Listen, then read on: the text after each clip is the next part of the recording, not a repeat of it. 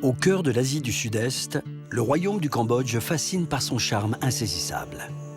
Tourmenté par des années de conflits, le Cambodge d'aujourd'hui est en pleine reconstruction. Un désir de paix qui se manifeste dans la renaissance des arts ancestraux, mais aussi dans la redécouverte de ses trésors naturels.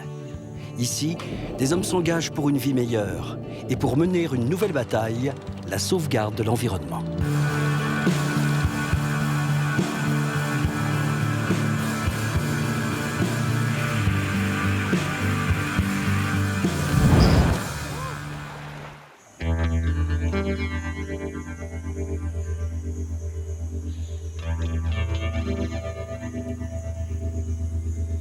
Miracle de la nature, le Tonlé Sap est la mer nourricière du Cambodge. Plus qu'un simple lac, c'est le royaume insaisissable de l'eau. Il rythme la vie de 3 millions de Cambodgiens, au gré des crues du Mékong.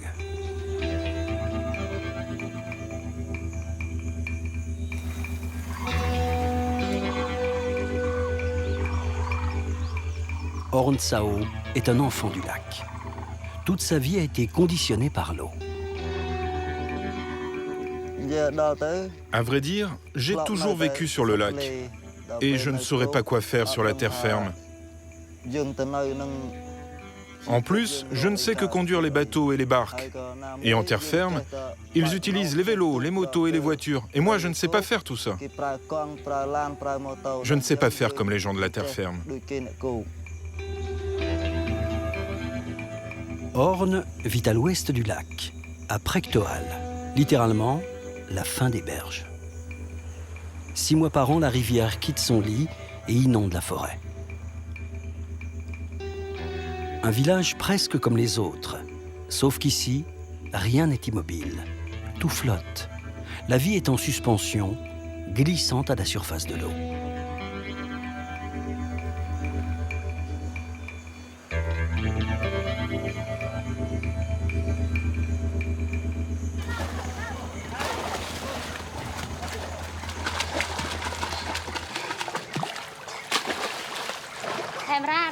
Camera, Rabbit, ça suffit. Sortez de l'eau. Non, je veux pas. On leur apprend à nager, comme ça ils n'auront pas peur de l'eau plus tard. On est inquiet qu'ils se noient. Ils apprennent à partir de 3 à 4 ans. Et quand nous partons quelque part, on n'a pas peur qu'il y ait un accident à la maison.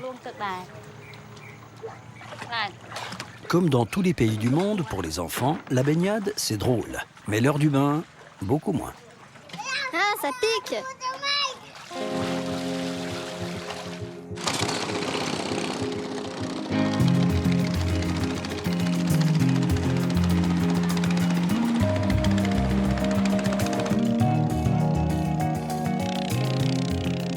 La vie lacustre nécessite quelques aménagements.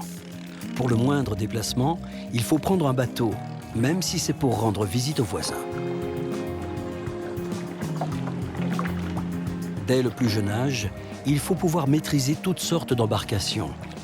D'autant plus qu'il n'y a pas de code fluvial sur le Tonlé Sap.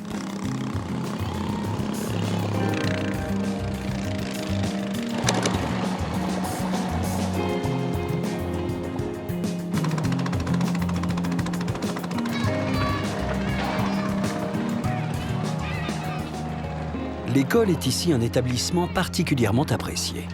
C'est le seul endroit du village où les enfants peuvent courir.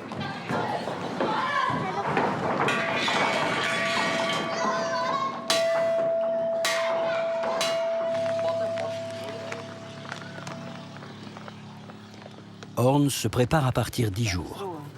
Il est ranger dans la réserve naturelle de Prektoal.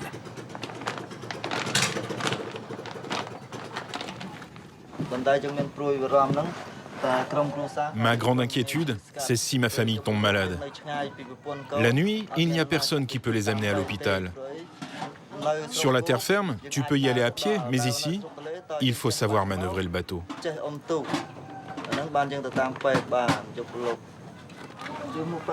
Tu mets le chapeau de papa? Allez, fais-moi un bisou. Aujourd'hui, papa va partir, il va en forêt pour travailler. J'y vais. Par l'esprit tranquille.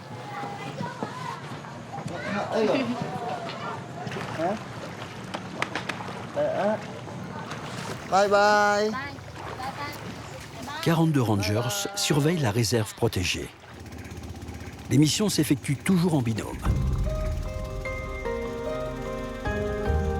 Pour Horn, le métier de garde forestier est une histoire de famille.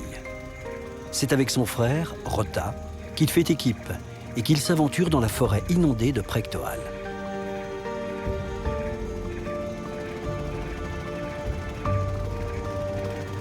En 1997, l'UNESCO a classé le Tonlé Sap réserve mondiale de la biosphère.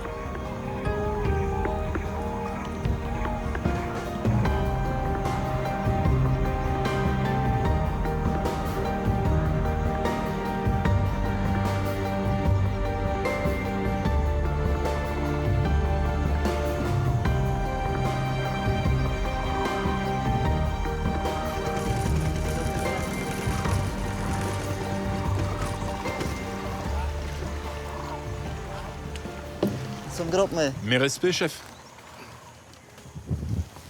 Ah, vous avez presque fini? Attendez, j'arrive pour vous donner un coup de main. J'ai hâte de voir la vue. Là-haut, ça doit être très beau. Les Rangers ont construit une douzaine de plateformes. Elles servent à surveiller la zone, recenser les animaux et font office de camp de base.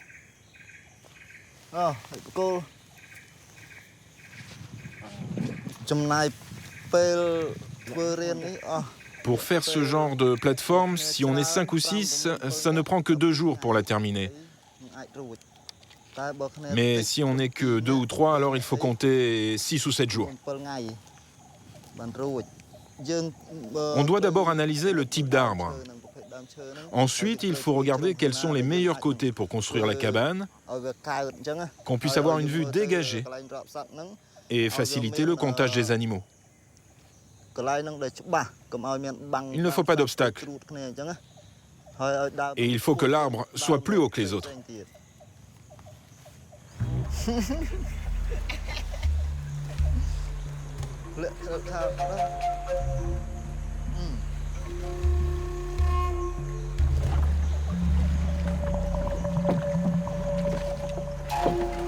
Les deux frères progressent à la rampe vers le cœur de la réserve pour ne pas effrayer les animaux et détecter l'éventuelle présence de braconniers.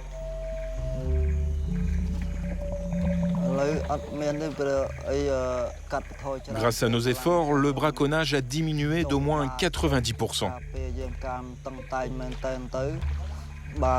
On fait des rondes, on est plus sévère. Nous continuons à protéger ce lieu, en rotation, nuit et jour. Oh les amis, ça va? Ça va.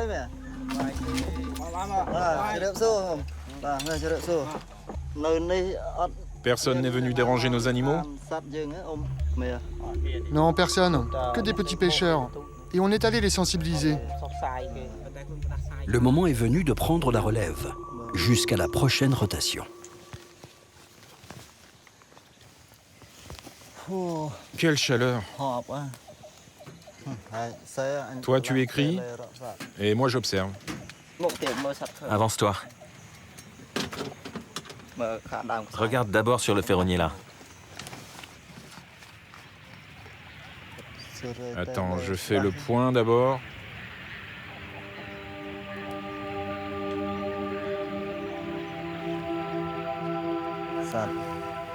Il y a plein d'oiseaux. Je vois du blanc partout.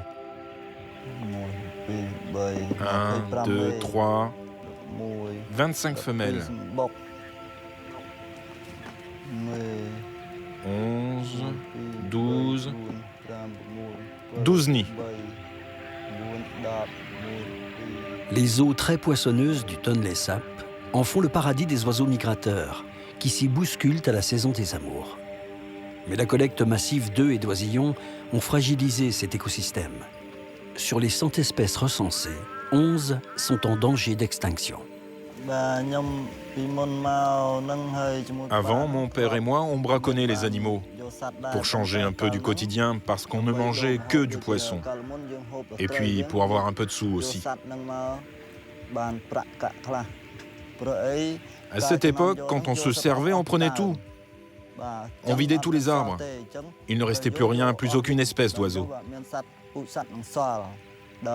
Et puis après, il y a eu des groupes du ministère de l'Environnement et des ONG. Ils sont venus pour sensibiliser les gens au sujet des animaux menacés, pour nous expliquer et nous éduquer sur la reproduction des espèces, parce que certaines étaient sur le point de disparaître. Alors voilà, avec mon père, on a bien réfléchi et on a décidé de s'engager et de travailler pour la protection de la nature et des oiseaux, de les sauvegarder pour les générations futures.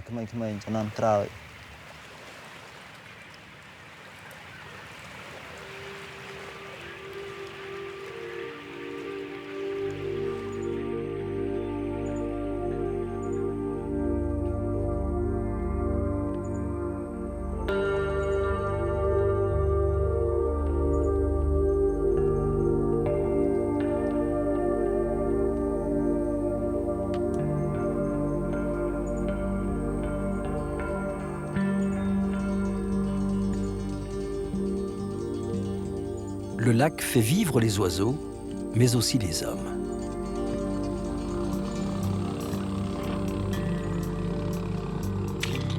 La jacinthe d'eau, une plante invasive et nocive pour l'environnement, est utilisée comme matière première abondante et gratuite par les femmes du village. Réunies en coopérative, elles utilisent cette plante robuste et exportent leurs créations dans tout le pays.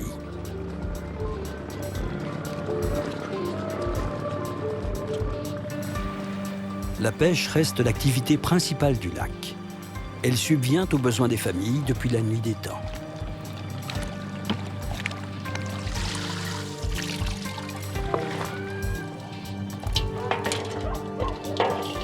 Dix jours plus tard, Orne est de retour au village.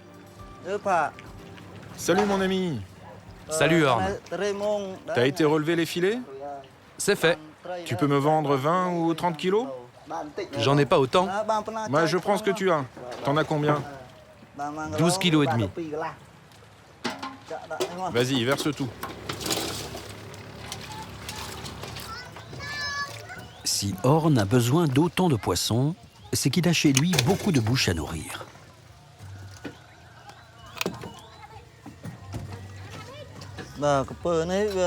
Ce crocodile-là est en bonne santé, à 100%. Au total, nous avons une soixantaine de crocodiles. Il y a 4 catégories. Il y a ceux de 1 an, de 2 ans, de 3 ans et ceux de plus de 10 ans.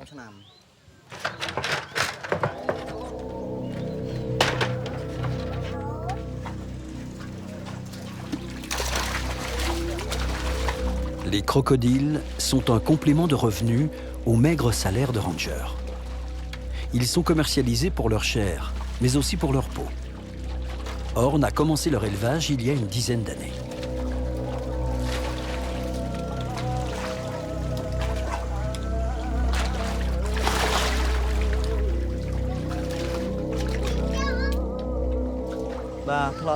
À l'époque, j'en ai capturé dans la nature. Je peux le dire car là, ce sont des femelles pondeuses d'au moins 10 ans. Ce sont des crocodiles que j'ai attrapés avec mon père pour la reproduction.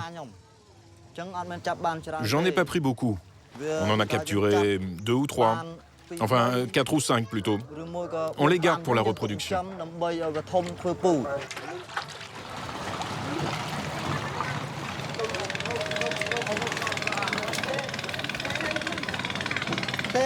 Vas-y, tire la corde vers là-bas. Tirez, tirez.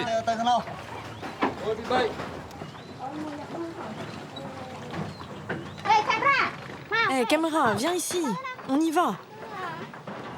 Viens par là. Nous partons.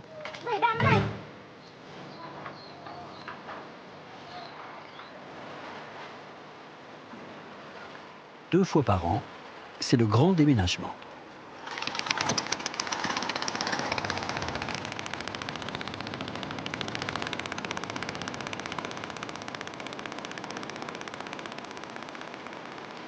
Ici, on ne s'embête pas avec les cartons et les camions.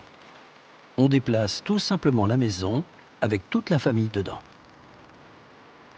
Il y a la saison des hautes eaux et la saison des basses eaux. Quand l'eau monte, on recule vers la forêt.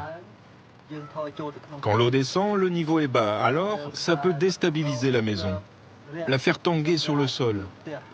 Alors on va vers l'eau profonde pour que la maison ne s'échoue pas.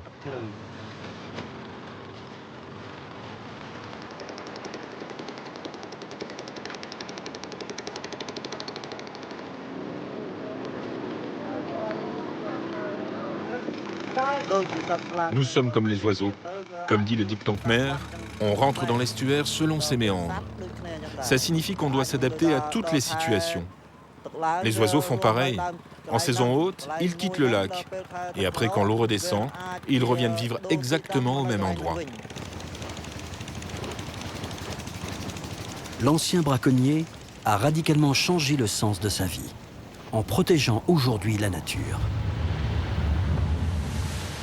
Refuser la fatalité. À une centaine de kilomètres de là, le jeune Aman Nem a lui aussi fait le choix de défier l'infortune. 352 marches et 76 mètres de hauteur séparent les dieux du temple de Wat Banon du commun des mortels.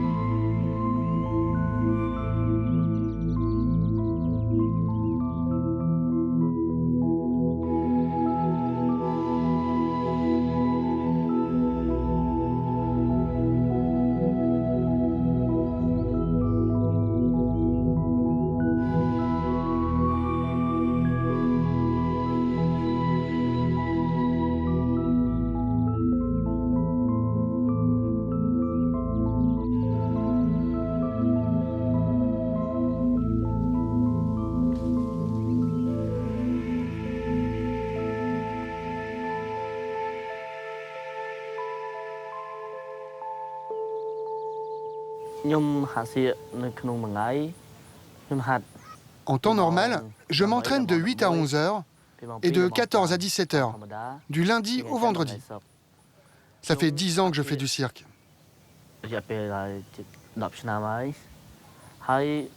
Au début, on a beaucoup de courbatures.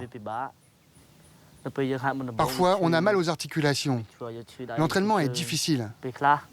Et ça prend beaucoup de temps. Il faut énormément de persévérance.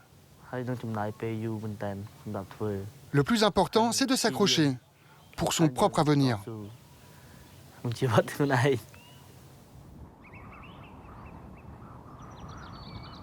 Aman est né il y a 19 ans à l'ouest du Cambodge, dans la province de Battambang.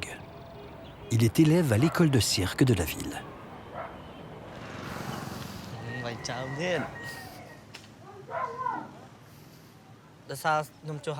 Tout d'abord, je fais du cirque parce que l'école du cirque phare est juste à côté de chez moi.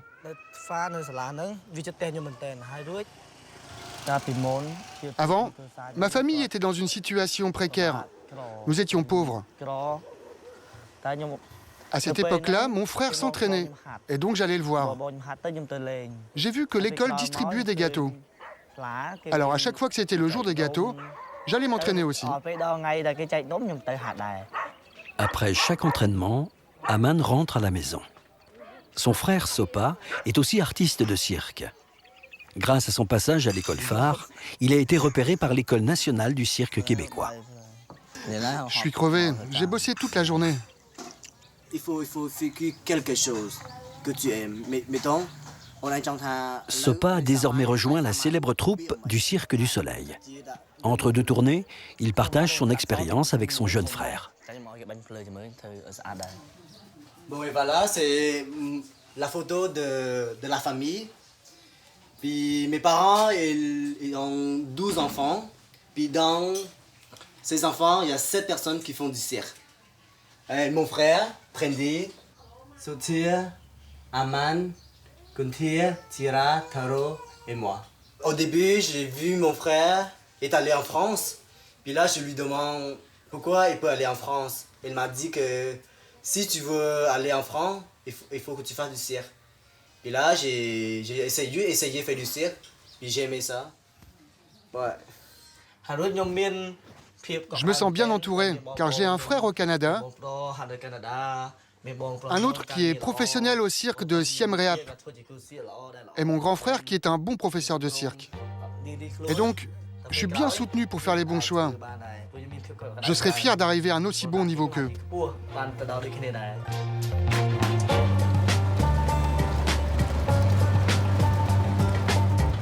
Grâce à la réussite de ses enfants, le père d'Aman a pu sortir de la pauvreté et s'offrir un tuk-tuk. Il emmène Aman voir son frère Sotea, en représentation à Siem Reap, à 170 km de Battambang.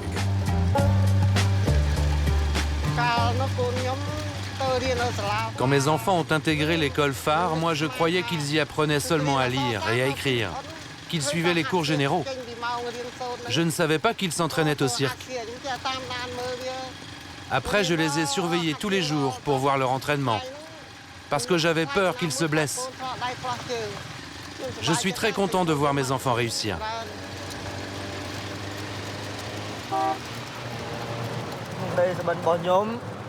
Mon rêve, c'est de devenir un artiste qui donne des représentations partout dans le pays.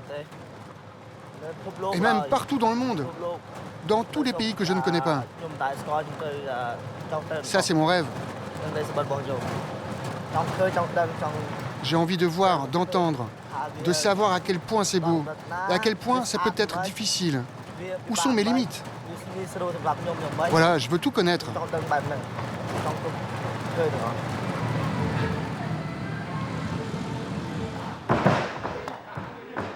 Tous les jours de l'année, sous le chapiteau de Siem Reap, les athlètes s'échauffent avant le spectacle. Det Kuon est l'un des 9 fondateurs de l'école, dont sont sortis tous ces artistes.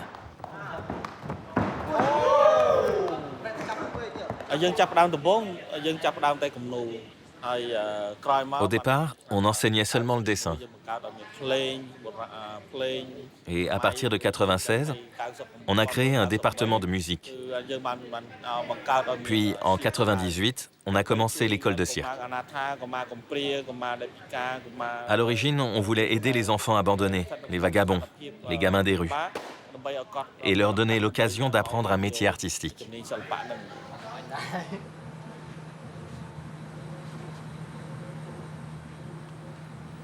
Aman a rejoint son frère dans les loges. Je t'aide à te pomponner? Non, tu vas me défigurer.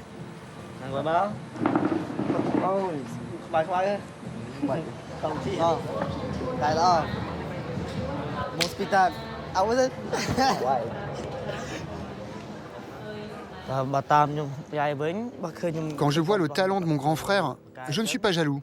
Je suis admiratif. En revanche, quand je vois les autres, j'ai envie de faire mieux qu'eux. Mais quand c'est mon frère qui ose quelque chose, je veux faire aussi bien. Mais c'est pas dans un esprit de rivalité.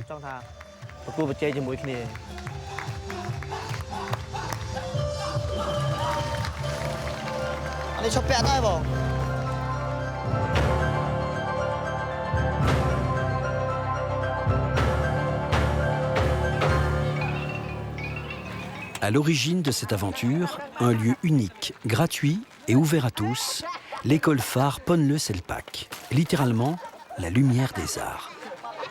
Elle accueille les enfants défavorisés à partir de la maternelle et les accompagne jusqu'aux études supérieures.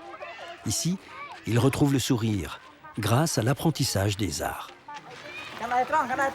Les mains bien droites, debout, droit. Tu vas jusqu'au bout, tu reviens et tu tournes ici. Brandy est le frère aîné d'Aman. La carrière d'acrobate est courte. À 33 ans, il s'est retiré de la scène. Il est devenu professeur et chorégraphe. Force pas trop. Garde l'équilibre, voilà, comme ça. Lorsque j'étais enfant, j'étais vendeur de gâteaux ambulants dans la rue. C'est ce qu'on peut appeler la vie des gens pauvres. À partir du moment où je suis venu étudier ici, ça m'a rendu heureux. Ça a changé ma vie et celle de tous les membres de ma famille, mes frères et mes sœurs. C'est grâce à la bienveillance de l'école phare qui nous a poussés à faire de la scène et qui nous a envoyés étudier à l'étranger. Ils sont comme moi. Il n'y a pas eu à les forcer. Ils sont venus voir d'eux-mêmes. Ils ont vu quelque chose de surprenant, ça leur a plu. Donc ils sont venus s'entraîner, comme moi auparavant.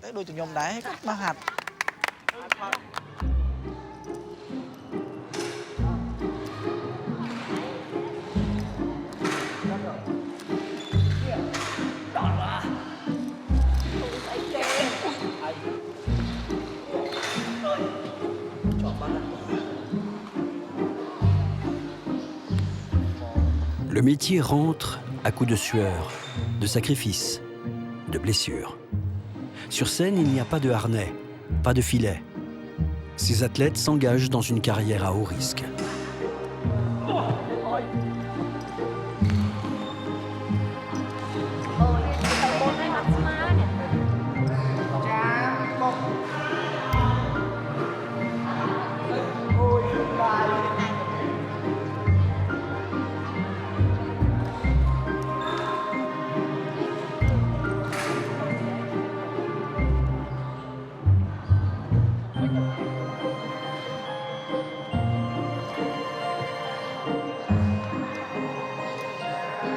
Voilà, et la tête, elle reste toujours. Moi, je suis vénézuélien.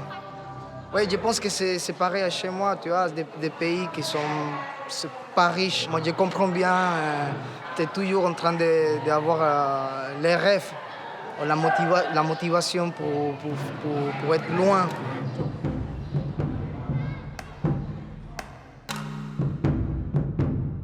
Au Cambodge, l'histoire du cirque remonte au VIe siècle. Loin d'être le fait des saltimbanques, il s'est rangé aux côtés des arts nobles. Il a pénétré les pagodes et les temples.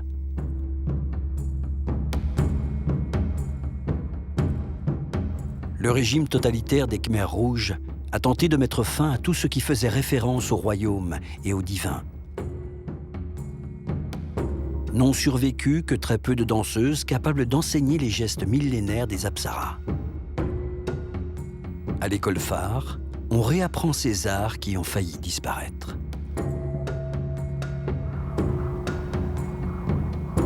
La mémoire du cirque est gravée dans le Saint des Saints, les temples de l'ancien royaume d'Angkor.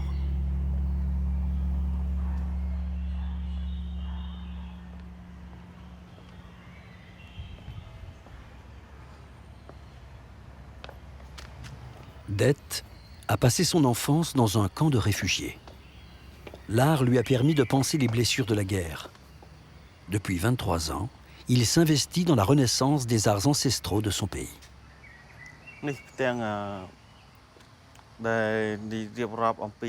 Voilà, ça c'est la partie qui explique le cirque à l'époque pré-ancorienne.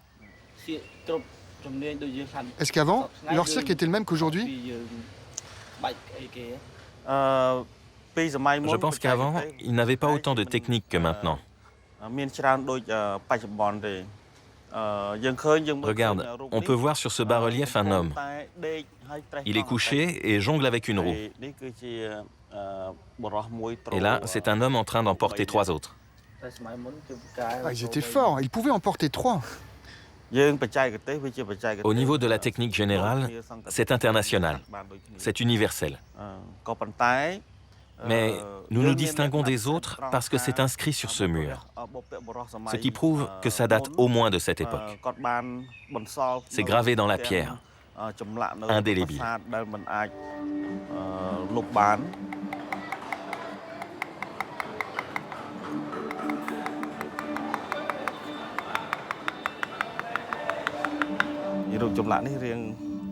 Ce bas-relief est un peu abîmé, mais malgré tout, on voit bien le détail de la valeur de sabre.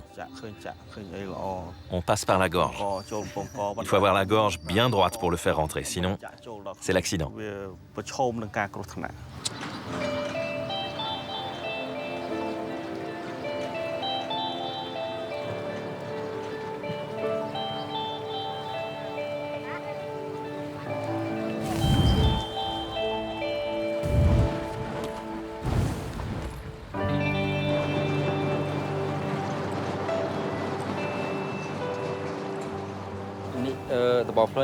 Le bâton de feu, c'est ma spécialité.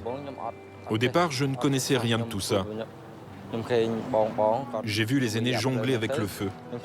Et je me posais la question, mais comment font-ils pour faire grossir la flamme? Chanda est élève dans la même classe qu'Aman. Pour devenir circassien, il faut aspirer à la perfection, se dépasser, puis dépasser les autres.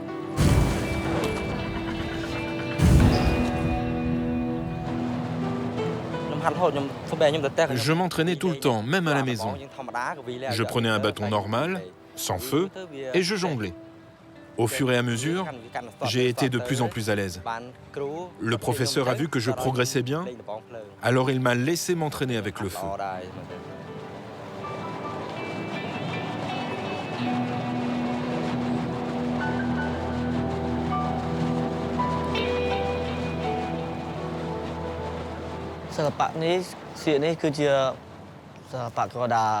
Le cirque, c'est un art qui remonte aux temps ancestraux. Et moi, je suis content et fier de perpétuer cet art aujourd'hui.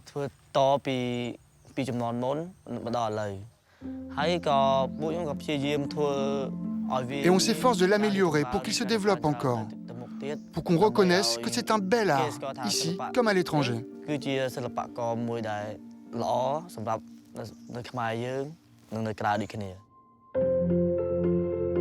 Vouloir être artiste de cirque, c'est s'entraîner sans relâche pour nous faire croire, le temps d'un spectacle, d'un geste, que la magie est possible.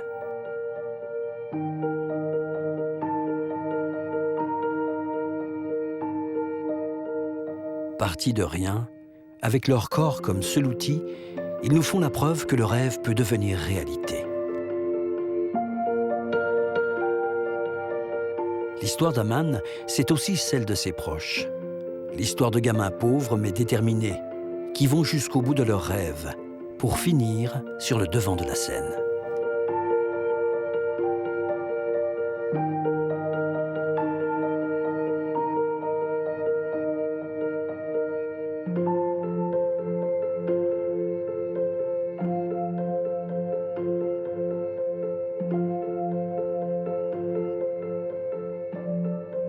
Le Cambodge d'aujourd'hui est résolument tourné vers l'espoir et l'avenir. Partir jusqu'au bout du monde, jusqu'au bout de ses rêves.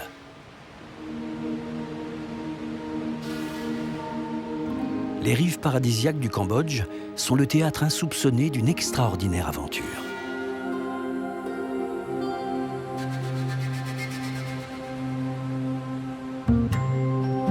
À 13 km au large des côtes cambodgiennes, tout au sud du pays, repose un chapelet d'îles aussi beau que fragile. Sous l'eau, la vie souffre en silence des ravages de la pêche illégale qui sévit ici.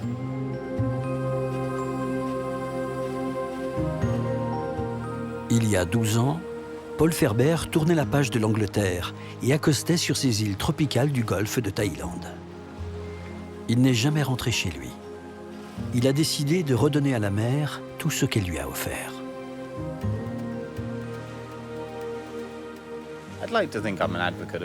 Je me considère comme un porte-parole de l'océan. Quand on voit quelque chose qui ne tourne pas rond, il faut agir. L'objectif ici, c'est de protéger la mer, qu'elle redevienne ce qu'elle fut un jour. Ça va peut-être prendre 200 ans, ça n'arrivera jamais de mon vivant. Mais si j'arrive à reconstruire la base d'un écosystème sain et viable, la mer se chargera du reste. Avec l'aide du gouvernement, Paul s'est installé sur l'île jusqu'alors inhabitée de Hatsé pour y créer le MCC, le Conservatoire maritime cambodgien. Son ONG accueille régulièrement une dizaine de volontaires et de scientifiques khmers et internationaux.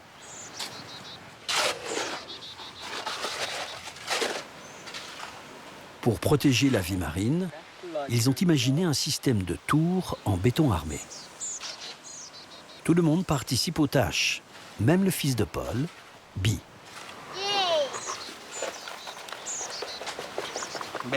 Bi, tu sais pourquoi on fait ça? C'est une maison pour les poissons.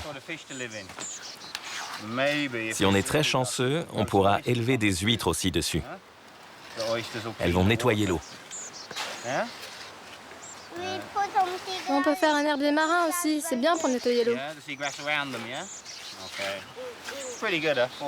Pas mal à 4 ans de savoir qu'il faut un herbier marin aussi pour nettoyer la mer.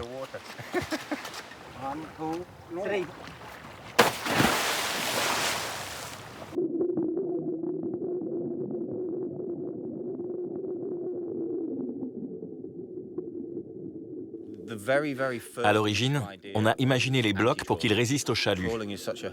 C'est une pêche horriblement destructive. C'est comme abattre tous les arbres fruitiers pour obtenir une seule récolte. Donc l'idée, c'était de créer quelque chose d'assez gros, assez lourd et suffisamment stable pour résister aux chalutiers. Ce sera comme des unités d'aquaculture, miniatures et naturelles. Au bout de 2 ans, on pourra faire une récolte durable. Une unité pourra fournir une récolte d'huîtres ou de moules par famille. Il ne s'agit pas seulement d'avoir une mer magnifique, il faut s'assurer que les gens aient de nouveau des ressources.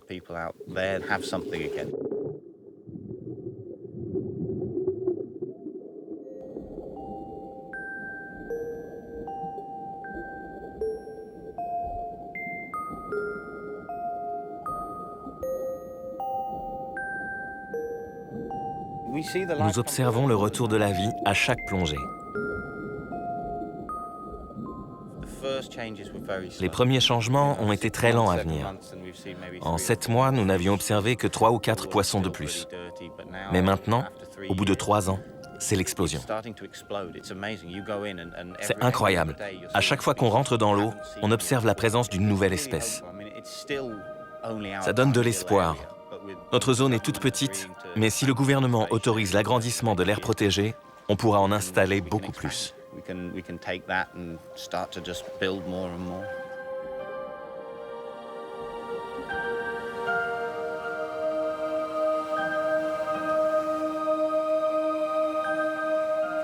La vie sur l'île est rythmée par la nature et les activités de la communauté.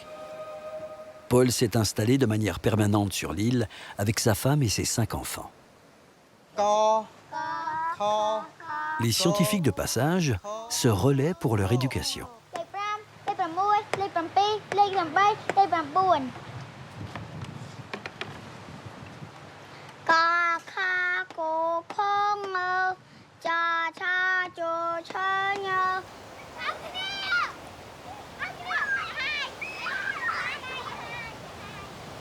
Arrivée du Québec il y a 2 ans, Delphine Duplain se charge de la cartographie. Donc ici, c'est l'île de Cossay. Le quai est ici, avec le reef. Et notre zone protégée à nous, elle est ici. C'est là qu'on va déposer les blocs tout autour. Donc 500 mètres, 150 mètres. Il va y avoir un bloc à chaque 50 mètres. Ce sera un peu comme des sentinelles de tours sous-marines un peu partout autour de l'île. On ne les voit pas, comme on verrait ça sur Terre, mais les bateaux vont rapidement s'en rendre compte s'ils essaient de venir autour. C'est notre protection invisible.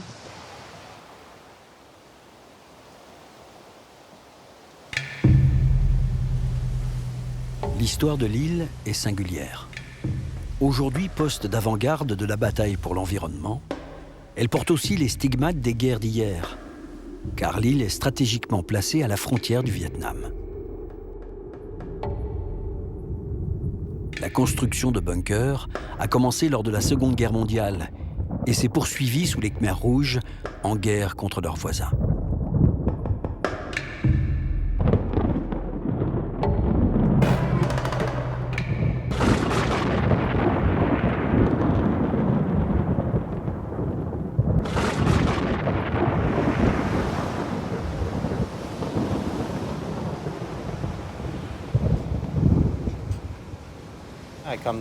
Je viens très souvent sur le ponton la nuit.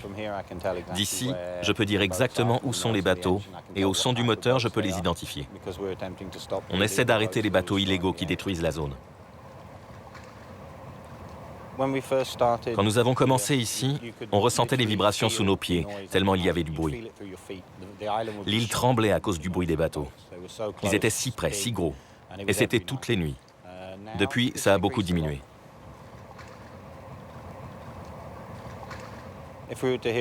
Si j'entends un bateau illégal maintenant, la première chose à faire, c'est d'informer les pêcheries, puis d'informer la police. Selon leur réponse et leur capacité d'action, nous partons à l'abordage. Paul veille sur une zone d'environ 80 km². Il documente chacune de ses interventions, parfois musclées. Ok, il y a 2 paires de chalutiers illégaux, en plein milieu des eaux cambodgiennes. Un là, et 2 autres là-bas. Les eaux cambodgiennes sont dévastées par les bateaux pratiquant une pêche illégale et destructrice, comme la pêche au chalut, à la dynamite ou électrique.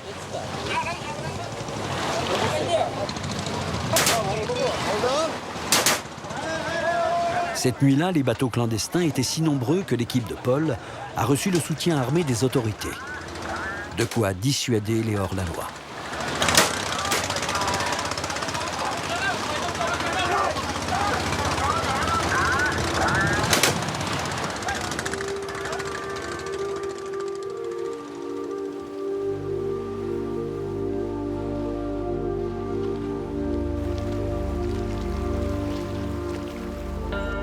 À l'aube, l'horizon a retrouvé sa quiétude. C'est l'heure pour les petits pêcheurs de crabes locaux de relever leur casier.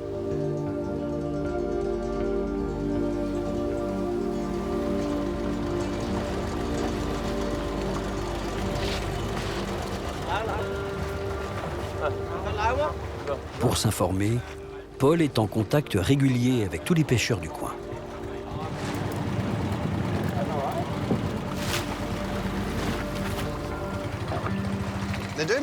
Ils s'en sortent pas mal. Les crabes sont là.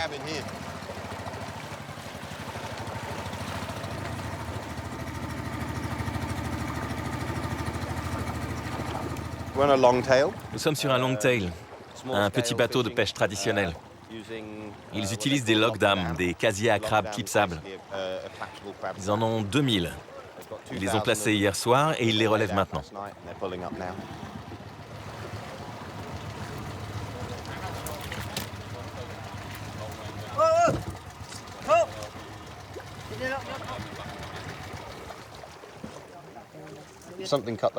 Quelque chose a coupé la ligne. Il y a des casiers abîmés. À chaque fois qu'ils posent leur cage, ils ne savent pas s'ils vont les retrouver le lendemain. Quand les chalutiers passent, ils se moquent des petits pêcheurs. S'il y a une ligne de cage sous l'eau, ils les attrapent à leur passage. Lorsqu'ils remontent leur filet, 3 ou 4 kilomètres plus loin, tout le matériel de pêche est dedans, abîmé. Alors ils coupent tout. Ils s'en fichent et ils rejettent les casiers à l'eau.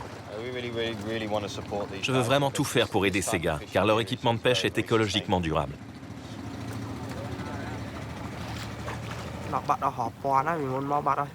C'est vrai, moi j'en ai déjà perdu des milliers, surtout là-bas. Il y a des petits poissons, des crabes. Mais à leur passage, les chalutiers arrachent tout, même le corail.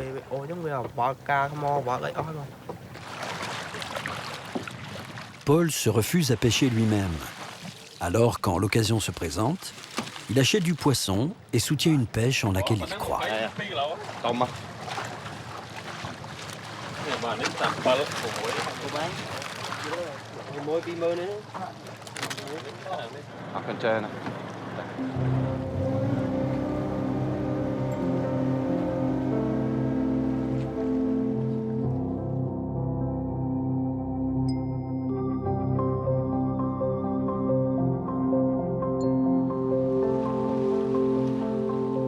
Paul a eu 1001 vies. Il a été à l'école de police, a travaillé comme maçon, est devenu tailleur de pierre, fleuriste, soigneur d'arbres, secouriste. C'est en devenant instructeur de plongée qu'il a saisi l'urgence d'agir pour sauver la mer. Il a été pionnier dans la création du premier conservatoire marin du Cambodge.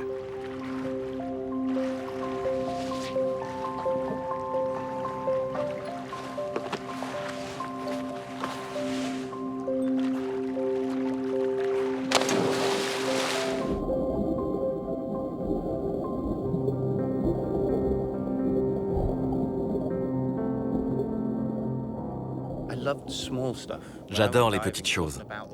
Je ne plonge pas pour les gros poissons, mais pour trouver des créatures étranges au camouflage vraiment bizarre, comme les poissons fantômes, les nudibranches, tous les petits organismes marins.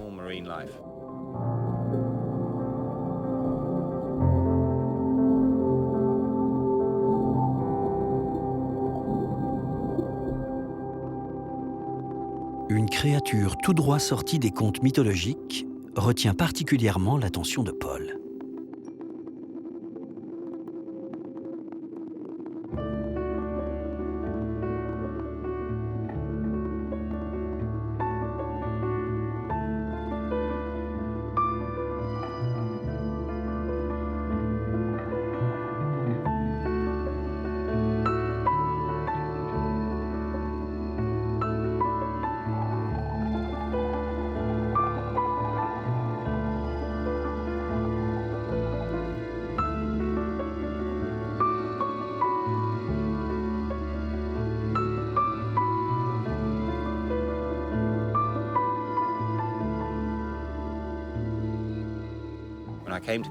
Quand je suis arrivé au Cambodge, j'ai fait une plongée à Rong Salem, où j'ai vu 56 hippocampes en 1 heure.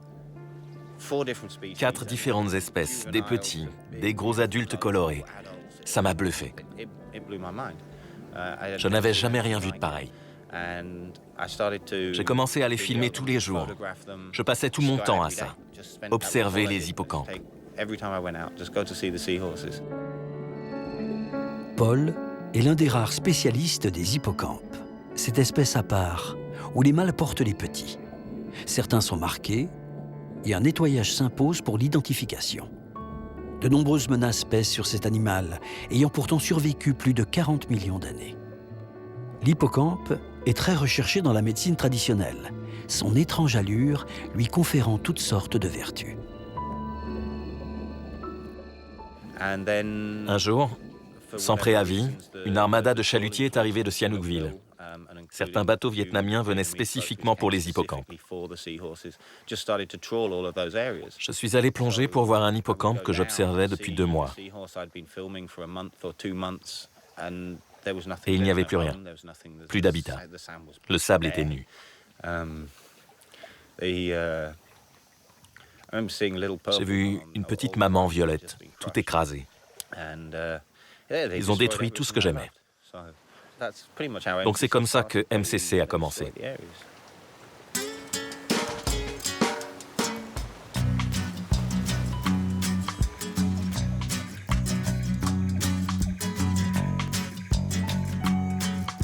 Paul est un modèle de courage et de détermination. Il a fait des choix de vie radicaux, dictés à la fois par sa raison et par son cœur. À 40 ans, il n'est pas riche, mais il est libre. Surtout, il a su s'entourer et protéger ce qui a le plus de valeur, sa famille et la nature qui l'entoure. Allons voir maman.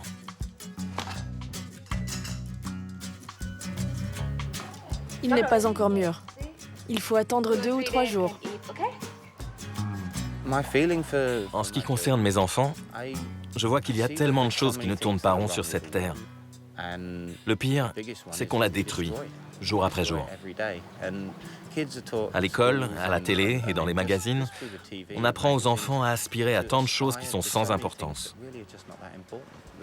Quelle est la dernière mode, qui a les plus belles baskets, et toutes sortes d'histoires fantasmées sur des choses totalement illusoires. Je veux qu'ils grandissent en harmonie avec la Terre, que cette connexion à la nature leur donne le pouvoir de changer le monde. J'espère leur inculquer l'essentiel, À moins que les gens ne se lèvent et agissent, rien ne va changer. Le monde deviendra plus sombre durant leur vie qu'il ne l'a jamais été durant la mienne.